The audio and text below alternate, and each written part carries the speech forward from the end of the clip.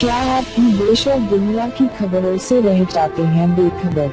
तो सब्सक्राइब कर लीजिए हमारे HT न्यूज चैनल को और बेल आइकॉन को दबाना मत भूलिएगा। 2025-26 సంవత్సరానికి సంబంధించిన రాష్ట్ర బడ్జెట్ను ప్రభుత్వం ప్రవేశపెట్టిందని చెప్పి ఈ రోజు రాష్ట్రంలోని పేదలు, రాష్ట్రంలోని రైతులు, రాష్ట్ర వ్యాప్తంగా ఉండే మా ఆడబిడ్డలు అందరూ కూడా ఎదురు చూస్తూ ఉన్నారు. కానీ ఒక్క మాటలో చెప్పాలి అంటే ఈరోజు రాష్ట్ర బడ్జెట్ బట్టి విక్రమార్క గారి సుదీర్ఘ ఉపన్యాసం, గంటన్నర ఉపన్యాసం తర్వాత మాకు అర్థమైంది ఏంటి అంటే 6 గ్యారంటీలు గోవిందా గోవిందా అని అర్థమైంది. 6 గ్యారంటీలు మర్చిపోయినారు, తిలోదకాలు ఇచ్చినారు.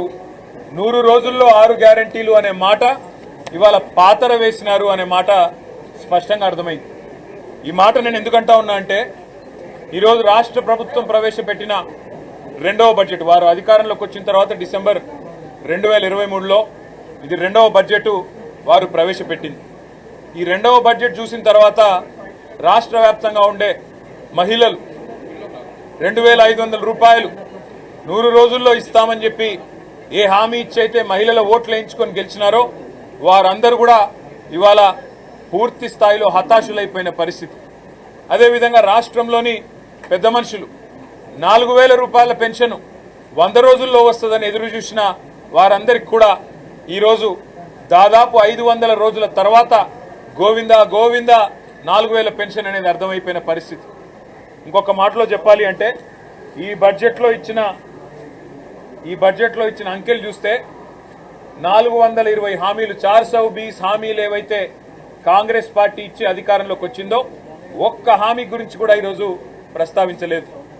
6 గ్యారంటీలు 100 రోజులు అని సొల్లు పురాణం చెప్పి అఫిడవిట్లు రాసి ఇదే బట్టి విక్రమార్క గారు అఫిడవిట్ను తీసుకుపోయి దేవుని ముంగట పెట్టి ఆ అఫిడవిట్ మాకు భగవద్గీతతో సమానం అని బిల్డప్లు ఇచ్చి ఓట్లు వేయించుకొని అబద్దాలతో ఏదైతే గెలిచొచ్చినారో ఇవాళ దానికి పాతర వేసినారు. 40% సమయం ఈ బడ్జెట్తో ఒడిసిపోయింది. 40% ఎందుకంటున్నా అంటే ఏ ప్రభుత్వానికైనా 5 సంవత్సరాల పదవీ కాలం ఉంటుంది, 5 బడ్జెట్లు ప్రవేశపెట్టే అవకాశం ఉంటుంది. కాకపోతే ఆఖరి బడ్జెట్ ఎన్నికల సంవత్సరం బడ్జెట్ కాబట్టి పూర్తిగా అమలు కాదు. మరి ఈ ప్రభుత్వం 2 బడ్జెట్లు అయిపోయినాయి అంటే దాదాపు 40-50% వీళ్ళ ఎజెండా నెరవేర్చడానికి కావలసిన ఆర్థిక సంపత్తి ఏదైతే ఉంటుందో ఈ బడ్జెట్ ద్వారా వారు చెప్పేది మరి పూర్తి చేసేది ఉండే. కానీ ఒక్కటంటే ఒక్క హామీ, తులం బంగారం దిక్కులేదు, నెలకు 2500 మహాలక్ష్మి దిక్కులేదు, అదేవిధంగా నెలకు 4000 రూపాయలు ఇస్తానన్న మాటకు ఇవాళ పాత్ర వేసినారు.